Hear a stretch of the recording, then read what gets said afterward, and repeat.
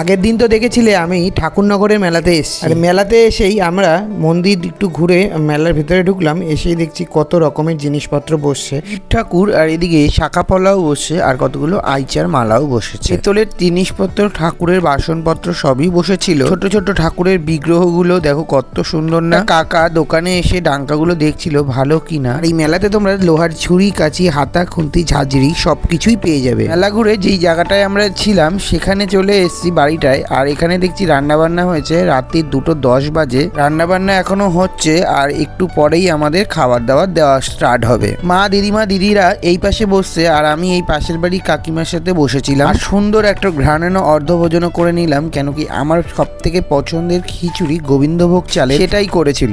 খাওয়ার আগেই তো পেট ভরে গেল গন্ধে। তো যাই হোক, এখন চটপট করে খেয়ে নিই, কি বলো? খাওয়া দাওয়া তো প্রায় আমাদের এখানে শেষ, আর আমরা এখন দল নিয়ে যাব ঠাকুর বাড়ির উদ্দেশ্যে। তাই জন্য এখন সব এখানে রেডি করে নিচ্ছে নিশান পতাকাগুলো। মালা পরিয়ে সাজানোর পরে আমরা এখন যাব ঠাকুর বাড়ির উদ্দেশ্যে।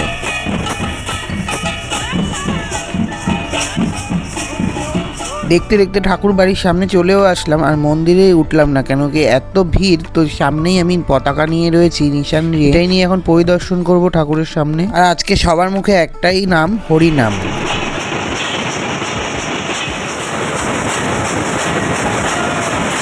ঠাকুরবাড়ি পরিদর্শন করে আস্তে আস্তে ভোরের আলো ফুটে গেছে, আর সুন্দর একটি সকালে সবাইকে শুভেচ্ছা জানাই। এখন ভোর 5:30, আর আমরা বাড়ির দিকে এসেও আবার রেডি হয়ে বেরিয়ে পড়লাম স্নান করার উদ্দেশ্যে। আর মন্দিরের সামনে আসতেই হাজারে হাজারে ভক্ত সমাগম হয়েছে, এত ভিড়। এই ভিড়েই একটু হলেই আমি চ্যাপ্টা হয়ে যেতাম, একটু হলেই পিছল কেটে পড়তাম। পুরো সামনে যেতেই দেখো কত সুন্দর একটা কাদার সৃষ্টি হয়েছে, আর এই কাদাতে একটু হলেই পড়ে যেতাম। কথা বলতে বলতে চলে আসলাম পুকুরের সামনে, আর এই পুকুরের নাম হলো কামনা সাগর। আর এই পুকুরে স্নান যে করবে তার মনের আশা আকাঙ্ক্ষা সবকিছুই পূর্ণ হয়ে যায়। এবছরে বহু মানুষের সমাগম হয়েছে, দেখো লাখো লাখো কোটি কোটি লোক ভর্তি। স্নান সেরে বাড়ি এসলাম, আর কাকি মুড়ি মাখা করছে, কেন কি সকালে তো কিছু খেতে হবে। আর সকালে রান্না বান্না স্টার্ট হয়ে গেছে, আর আজকের মেনু হলো ডাল, সয়াবিন আলুর তরকারি। এখন সবাই মিলে আমরা ডাঙ্কা পিটাচ্ছিলাম।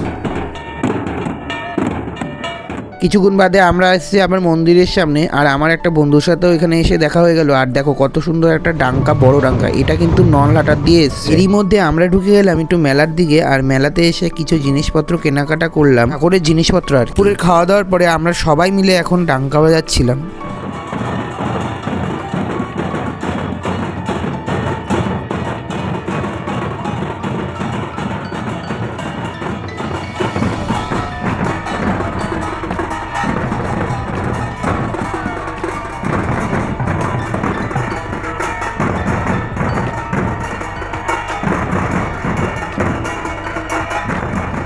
প্রায় 5টা, আর আমরা রেডি হয়ে বেরিয়ে পড়লাম বাড়ির দিকে। বছরের মতন ঠাকুরনগরের মেলা ঘোরা শেষ, আর সামনের বছর আসতে পারবো কিনা জানি না। এইভাবে আজকের মতন এটুকুই, দেখা হচ্ছে পরের ব্লগে।